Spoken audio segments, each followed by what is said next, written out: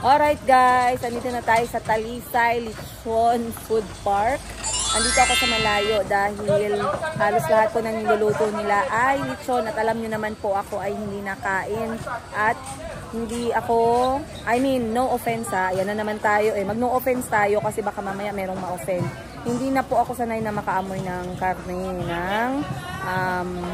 ng baboy, ayun. Again, no offense sa lahat ng mga kumakain.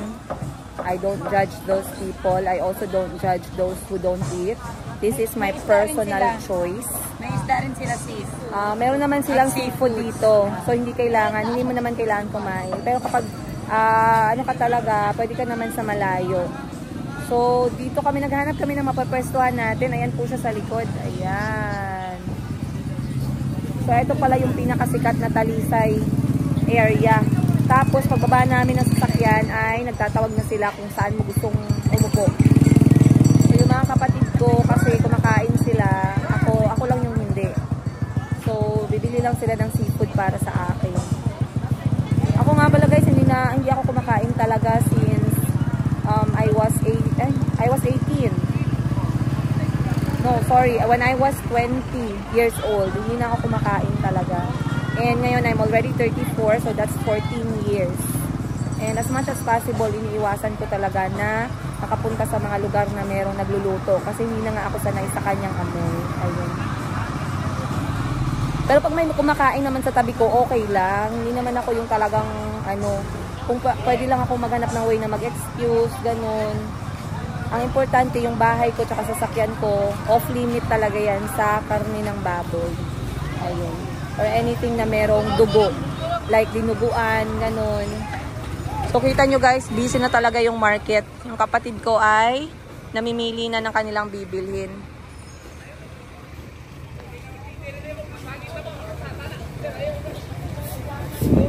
Diretso na ako dun sa likod kasi doon kami uupo.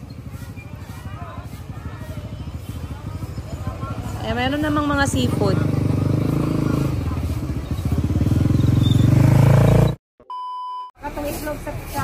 Ayan, bumibili na yung kapatid ko guys ng seafood. Meron ditong iba't ibang klaseng seafood. Ayan.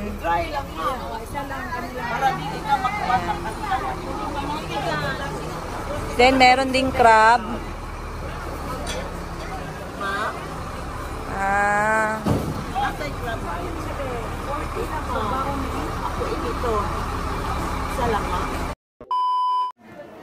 Alright. Anong in-order mo, madam? Ang famous dito, anduhaw na isda. Anduhaw? Yeah. Masarap ito na isda. Try mo. Anong famous? Famous anduhaw fish. Okay. Parang budburon. Yeah. Pero masarap to. Tikman mo. Iba. May, may fatty taste. Ito gusto kong tikman. Ito ay itlog ng pusit. First time kong makakatikim nito. Itlog na sa loob yung may mga anak? Hindi. Yung pitoy niya. Ano yung microphone? So, dito kami kumain sa Talisay, guys. And, eto ano to? Kamote na sinugba. Kamote. Oh. Or patatas. Patatas? Eto kamote. Then, eto ang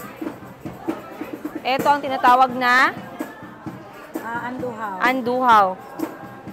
Anduhaw na isda. Ito daw yung mga dinarayo dito.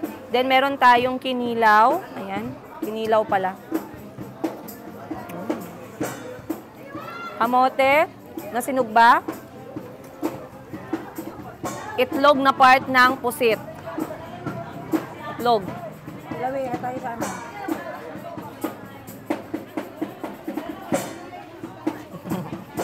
Tikman natin yung itlog ng pusit, guys. Parang naanuhan tayo dun.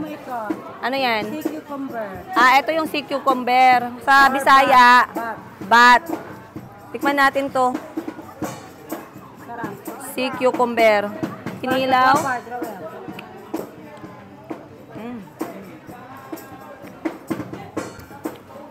Sarap. Ano yung isda ba? Init ba?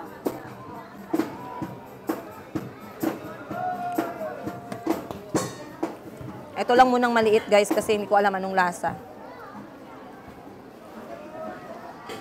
Pa sa loob niya parang ano lang din, parang pusit.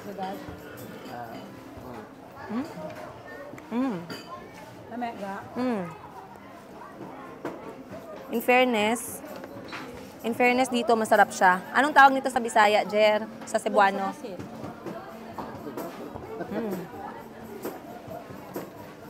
Ay, lami. Ano yan? Ano yan? Init pa kayo. Ang tawag ng magsinisang waki.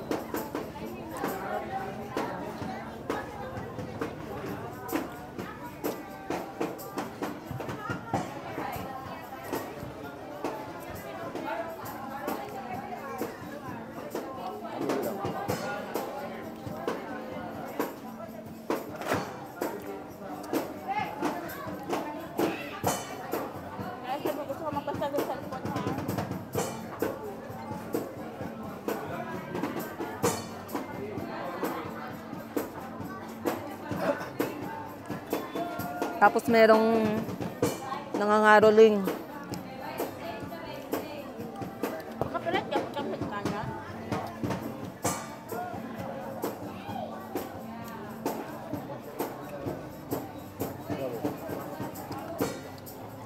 Napay puso diri ha.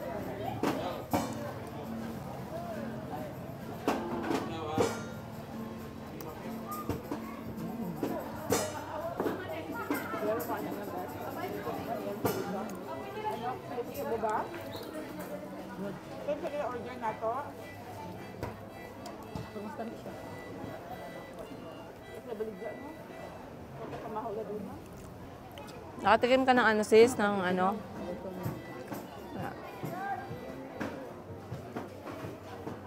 Anong kinain mo te? Kamote at isda. Eto, natikman mo? Sarap. Ano siya te? As in, oo.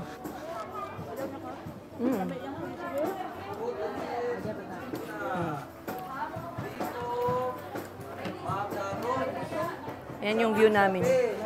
Lechiklan manamis-tamis, tanggal may diabetes. Good morning, good morning. Potosis, Pagsinta, Bigo, Macaron. Rice pa ka ba? Ako? Kuha ka. Day, day. Padungaw, suriso day be. Oh, suriso. Dua. Sarap ng kamote. Oh, add. Pwede sad minus.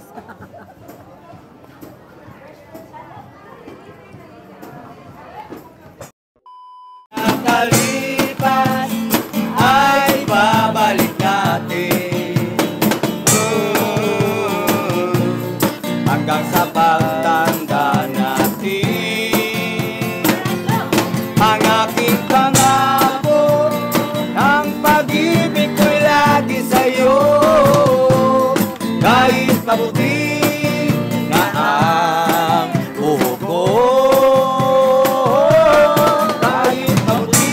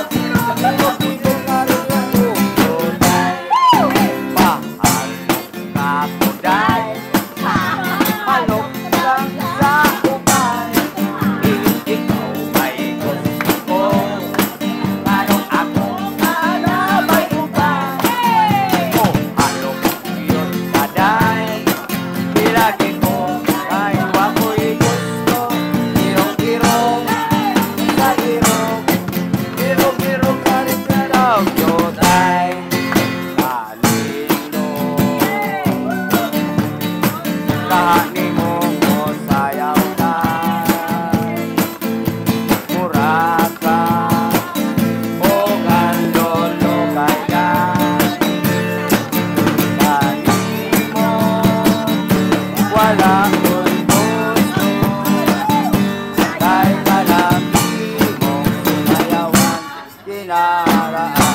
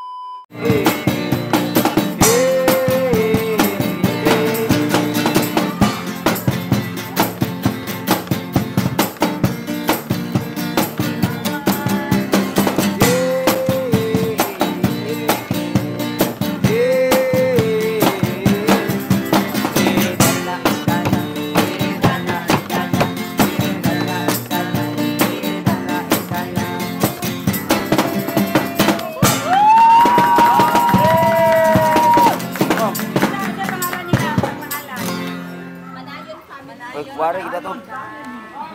Mantap ya. Salamat, daghang salamat. Thank you very much sa ating bisita. Kita di selain nambot, mga guys. Ay, kasir. Kasir yan. Weh, ikaw dito eh. Sa ano, tampurin. Tampurin ba?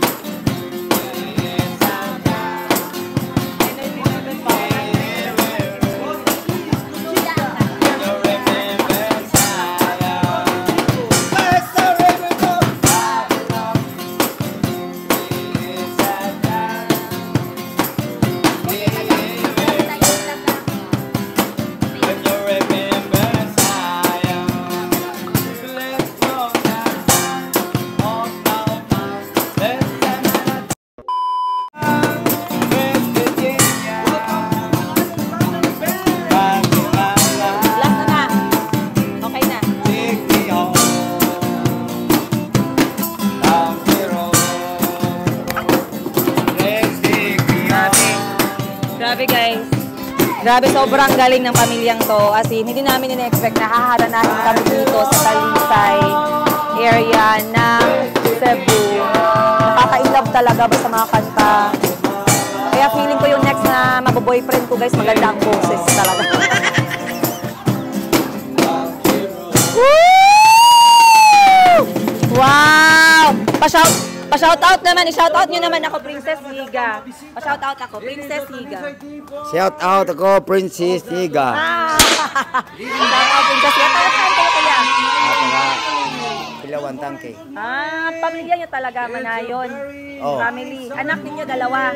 Anak, Saan ang asawa? wala na kasawa. Oh, bakit? Wala na. Single na. Single na pala si kuya, katulad tayo eh. Bumalik. Ganun ba? Ilan sila? Dalawa lang. 4. Galing ng kanta nyo ha. Thank you, Manayon family. Hoy, palakpak naman dyan, mga girls. Ayan. Nag-enjoy ba kayo? Sobra, 1 and 13. Oh, na-enjoy ka ba? Super! 1 to 10. 11. Thank you po. Maraming salamat. Salamat. Salamat. Ha? Ay, tingnan niyo yung video ko sa YouTube channel ha. Tindera sa Africa. Princess Higa. Tapo, Princess Higa. Y-I-G-A. Okay. Thank you po. Galing guys. Ang galing-galing. Grabe. Nakaka-in-love. Yes. Oy, of course. Para ka mang DJ, kuya.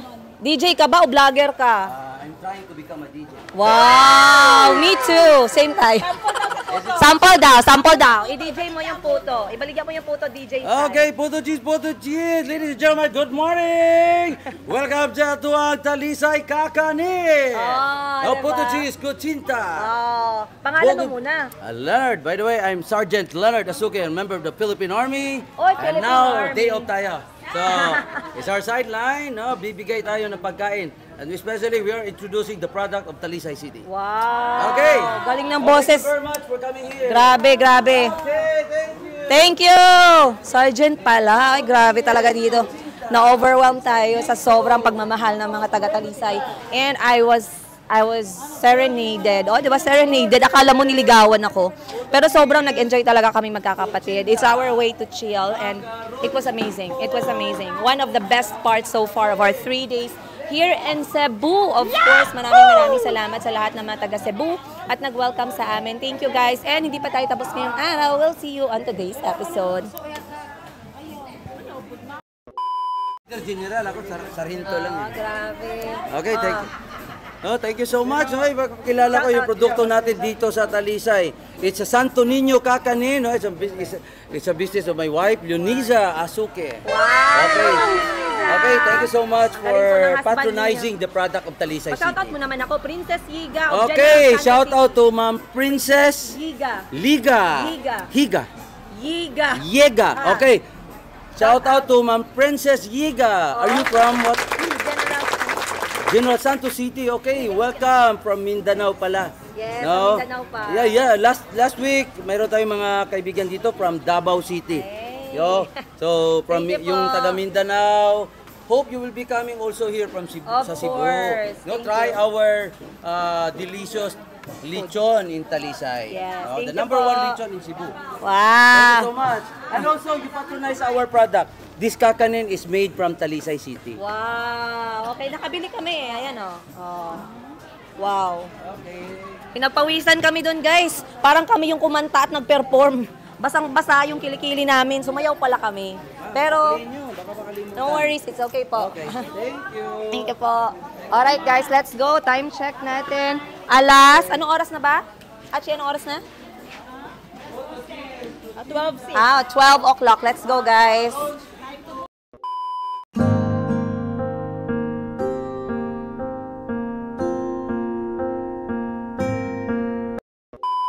Guys, pababa na kami ng Tops Cebu City. Hi! Ayan ang mga alipores. Pababa kami ng Cebu City ng Tops.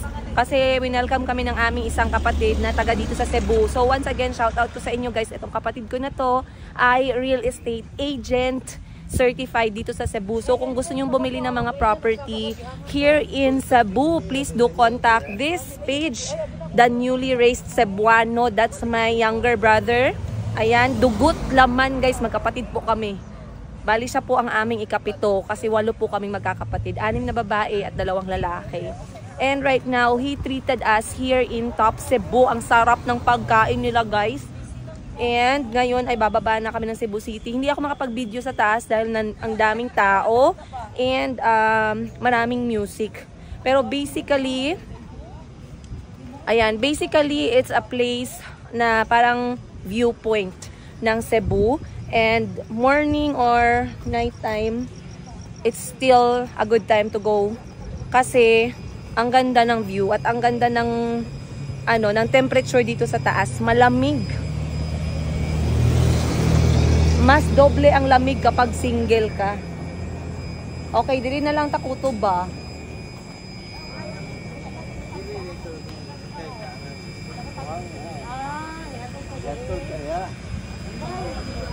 So, ang iba yung parking area nasa baba. Tapos, i-drop off ka lang mismo sa harap ng Tops or the Circle. And then, yung mga driver ng sasakyan, magsha-shuttle sila pabalik sa taas. So, right now, we are walking back to the parking area na. Ay, mga kasama ko, guys. Oh. Say hi, mga laagan. Laagan sa gabiing, dako. Diri sa Cebu. Kapoy na naglakaw, guys. Hello guys, time check natin, alas 10 ng gabi at andito ako sa gitna ng Cebu City para mag-party. Party, hindi pala guys, hindi na talaga sa dugo ko yung party guys. Right now, andito kami sa coffee shop sa Cebu. So finally, we have arrived here. And yung mga kapatid ko, mga party people yan sila. Pero at least ako, may kakampi ako na, you know, solemn. Ayan. Kasama ko ngayon ang aking kapatid na lalaki. Hindi niyo siya masyadong nakikita sa mga vlog kasi he is based here in Cebu City dahil isa po siyang real estate agent. Ayan. And congratulations nga pala. Shout out kay newly raised Cebuano sa kanyang recent na nabenta na property, guys. Billion lang naman. Billion talaga. Million lang naman guys na property ang naibenta ng aking kapatid. Ayan, palakpakan nyo dyan. Maraming salamat. And of course, confetti pa.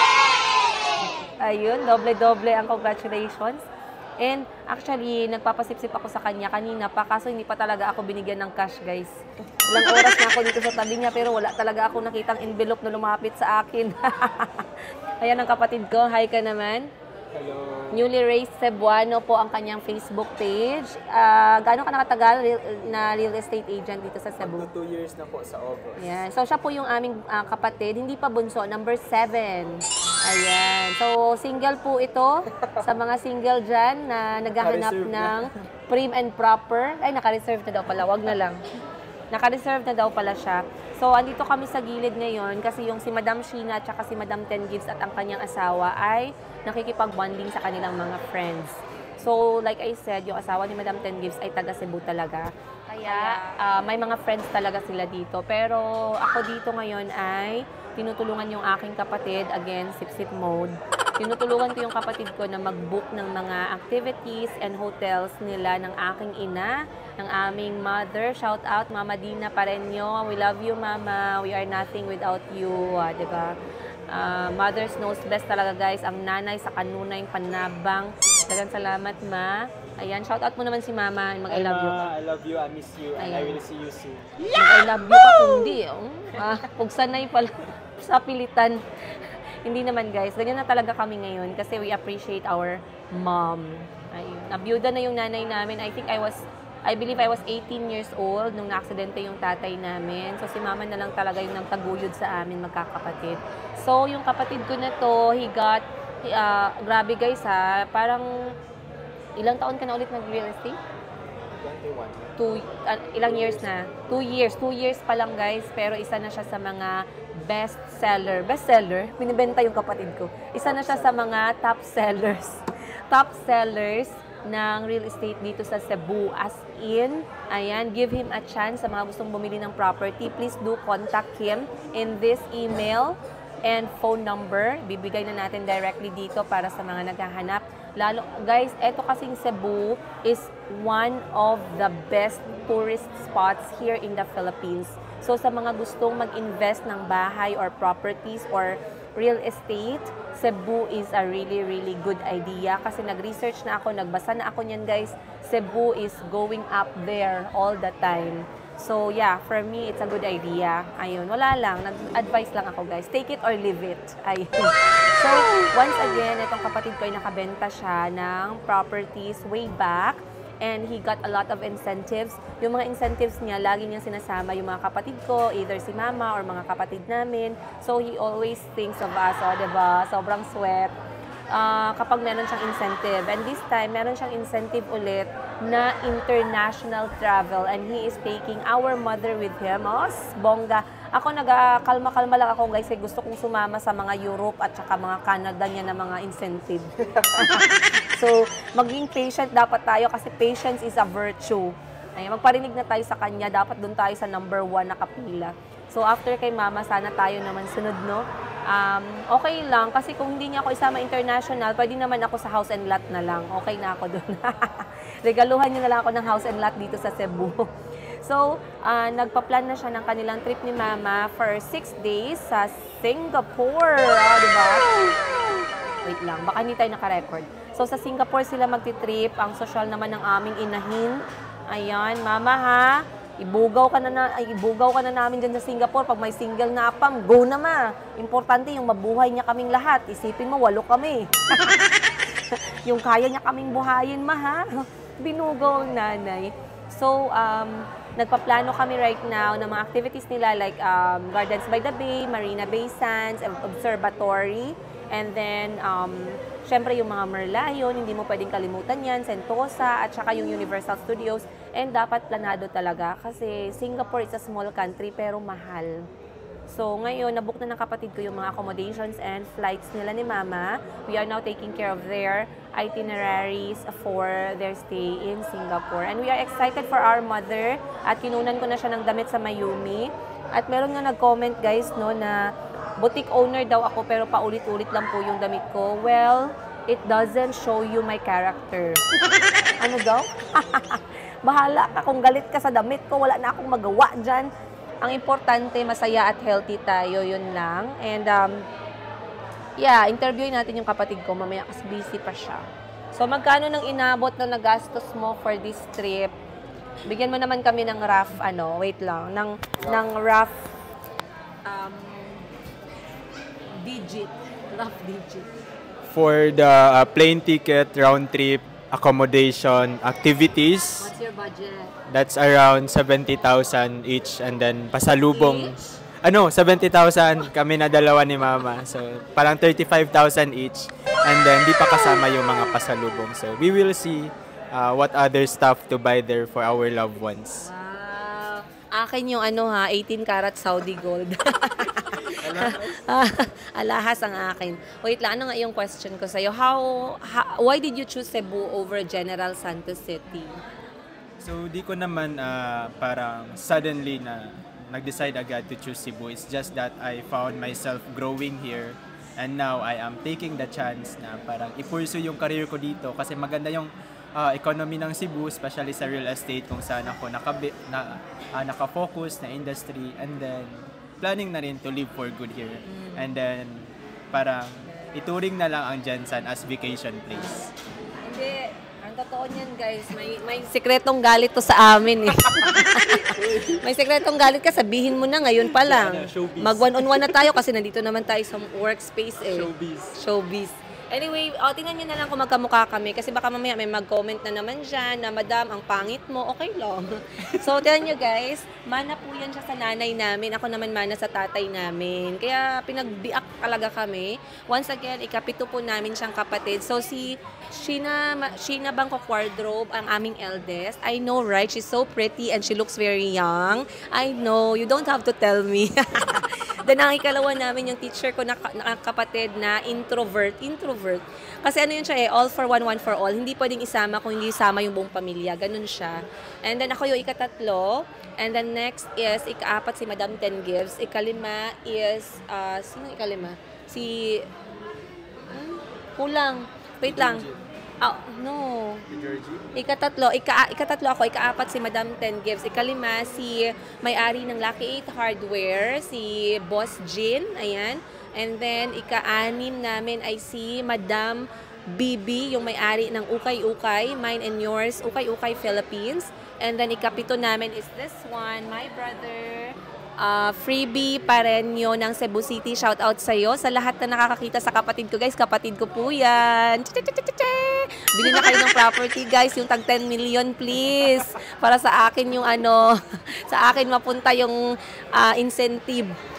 Tapos, ikawalo namin ay yung kapatid naming bunso lalaki din na nag-aaral ng criminology. Ayan.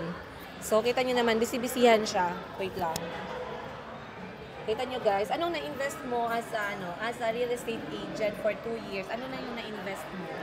So one of my biggest breakthroughs, guys, is I was able to enroll back in university. So thank you, Lord. Yes. And then I started to pay. What's your course? I'm studying, naka-base din sa trabaho ko, Bachelor of Science in Real Estate Management. Nice. And wag na natin sabihin yung school, baka kidnapin ka. Sige. Baka ransom. Ano yan? Kidnap for ransom. Wala kaming maibayad na baka dyan. More investment. More investment. So, ano pa yung yung tuition mo, ano pa? So, you next, are a working student. Yeah, working student. Next is the most important, yung insurance ko. I'm so happy that I was able to purchase or to avail my own insurance, and then now I'm starting to saving up to buy my own property. Anong insurance mo? Pro-life. Pro-life. Nice. Pwede na yun. Nice. Yeah, that's okay. Insurance is fine. And then, you are saving for your own property. Yes. Wow, grabe. Basta wag mong kalimutan, pag nagpili ka ng property, yung piliin mo yung kasya kaming lahat. So, 8 tayo, plus yung